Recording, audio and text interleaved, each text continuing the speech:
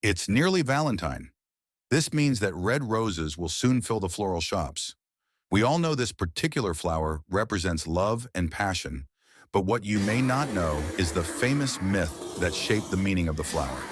To understand better, we need to go back in time, through myths, traditions, and history. Let's begin. Red roses are believed to have originated from ancient Persia and were later cultivated in China around 5,000 years ago. But its association to love can be traced to ancient Greece. In Greek legend, the red rose was born from love and loss.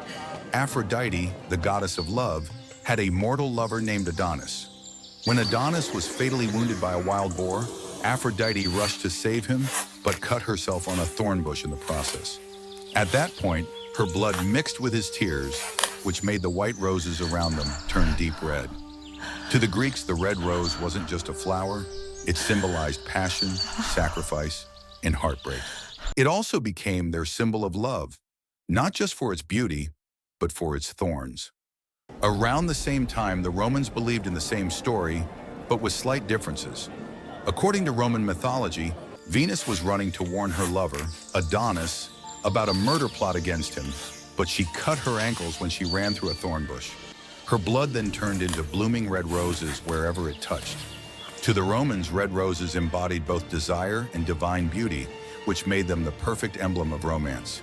It became a favorite at romantic celebrations and even appeared in Roman art and poetry.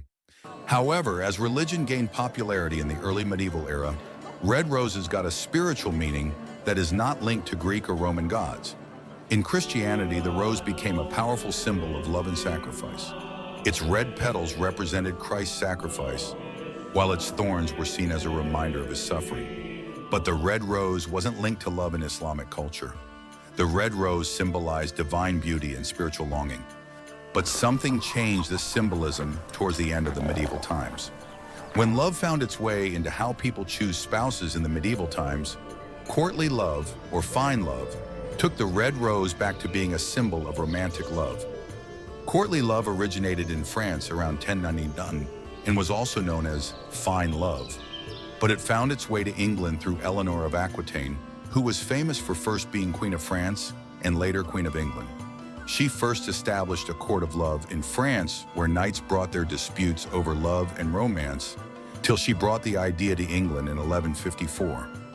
Courtly love had strict laws and was always combined with code of chivalry, but it also helped knights dedicate themselves to their lady's honor and express their love.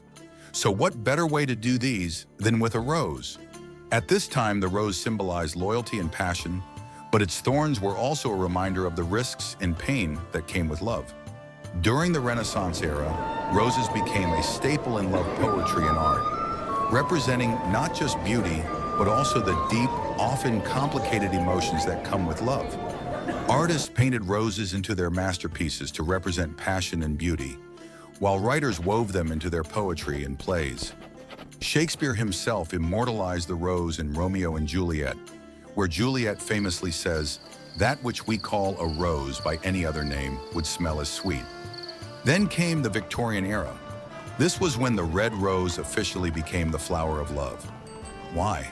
Because Victorians were obsessed with something called floriography, the language of flowers.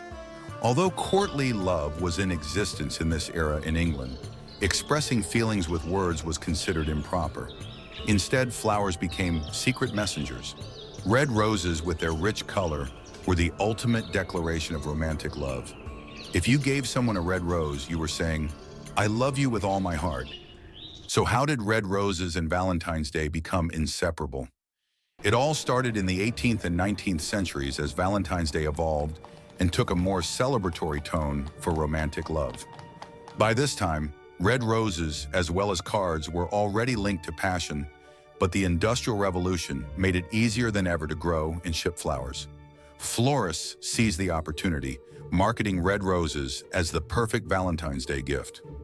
By the late 1800s, giving roses on Valentine's Day wasn't just a romantic gesture, it was a tradition. And because red roses had centuries of history tied to love, they became the ultimate symbol of the holiday. Today, red roses remain the go-to symbol of love. Whether it's a single rose for a first date a bouquet on Valentine's Day, or a centerpiece at a wedding, these flowers have stood the test of time. So the next time you see a red rose, remember, you're looking at a symbol that speaks louder than words, a symbol of love in all of its forms. Thanks for watching. Don't forget to like, share, and subscribe for more stories about the traditions we cherish.